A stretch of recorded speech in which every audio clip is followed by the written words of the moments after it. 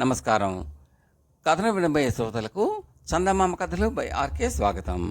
మీరు ఈ కథను విన్నాక లైక్ చేయండి, షేర్ చేయండి, సబ్స్క్రైబ్ చేసి గంట సింబల్లోకి ఆన్ కూడా మర్చిపోకండి. ఇలా చేయడం వల్ల నేను పెట్టబోయే తదుపరి వీడియోలన్నీ కూడా మీరు చూసి ఆనందించవచ్చు. ప్రస్తుతం చెప్పబోయే కథ పేరు నిజమైన సన్యాసి. ఒక ఊరిలో ఒక గొప్ప సన్యాసి ఉండేవాడు. ఆయన ఇంద్రియాలను జయించిన మహాజ్ఞాని అని చెప్పుకునేవారు. ఆయన వద్ద ఆనందుడు, భైరవుడు అనే ఇద్దరు శిష్యులు చేరారు. వాళ్ళు తన వద్దకు వచ్చిన రోజుని సన్యాసి వాళ్లకు 2 కర్తవ్యాలు చెప్పాడు. ఒకటి, స్త్రీని ధనాన్ని తాకరాదు. రెండవది, ఆపదలో ఉన్నవారిని సాయశక్తిలో ఆదుకోవాలి. ఈ నియమాలలో మొదటిది వ్యక్తిని కష్టాల నుంచి కాపాడుతుంది, రెండవది జీవితాన్ని సార్థకం చేస్తుంది అని సన్యాసి వారికి తెలియజెప్పాడు.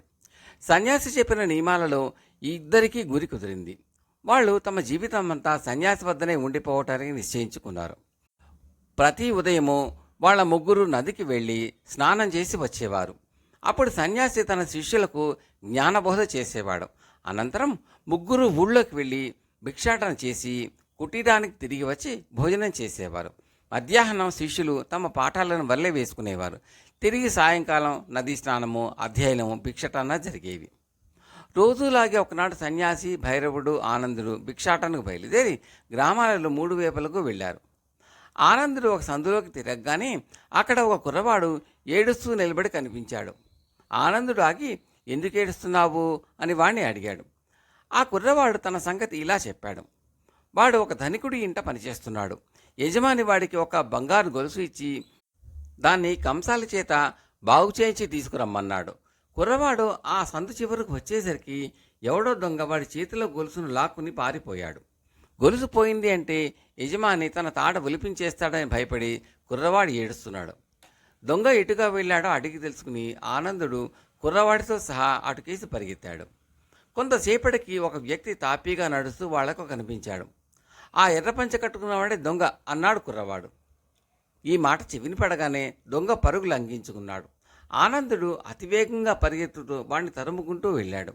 ఈ సమయంలో భైరవుడు అటువైపుగా వచ్చి ఆనందుడు పరిగెత్తడం చూసి విషయం ఏమిటి అని కుర్రవాణ్ణి అడిగాడు. ఆ కుర్రవాడు బంగారు గొలుసు దొంగతనం గురించి చెప్పాడు. ఆనందుడు ఆ దొంగను పట్టుకుని బంగారు గొలుసు తీసుకుంటాడేమో, బంగారాన్ని తాకుతాడేమోనని భైరవుడికి భయం పట్టుకున్నది. బంగారాన్ని తాకరాదని గురువుగారు చెప్పారు. అందుచేత భైరవుడు కూడా ఆనందుడి వెనకగా పరిగెత్తాడు. దొంగ చాలా దూరం పరిగెత్తి ఒక కాలువ వద్ద ఆగిపోయాడు. అది అవడానికి చిన్న కాలువ అయినా దూకి దాటదగినంత చిన్న కాలువ కాదు. ఏం చేయాలో నిర్ణయించుకునే లోపల ఆనందుడు వచ్చి దొంగను పట్టుకున్నాడు. ఆనందుడు దృఢమైన మనిషి, దొంగ బక్కవాడు. అందుచేత దొంగ ఆనందుడితో కయ్యం పెట్టుకోక అతడికి బంగారు గొలుసు ఇచ్చేసి దండం పెట్టి లెంపలు వాయించేసుకున్నాడు. ఆనందుడు వాడిని వదిలిపెట్టేశాడు.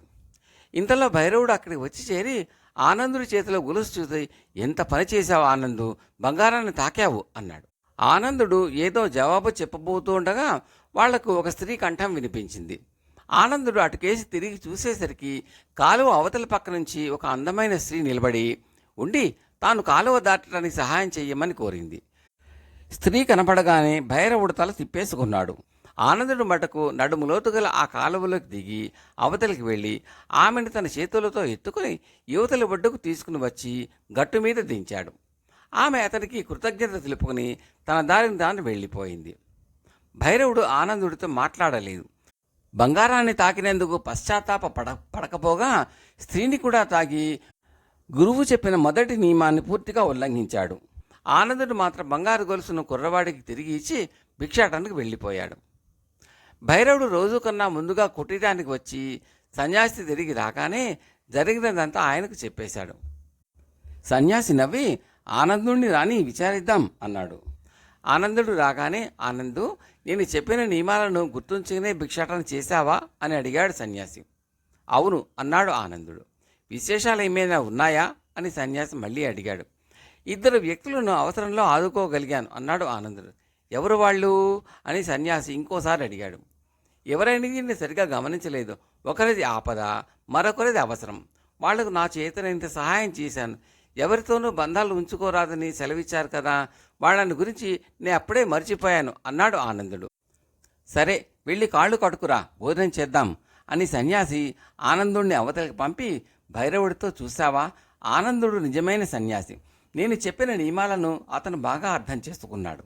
స్త్రీని, ధనాన్ని తాకవద్దు అంటే నా ఉద్దేశం వాటిని కోరవద్దు అని.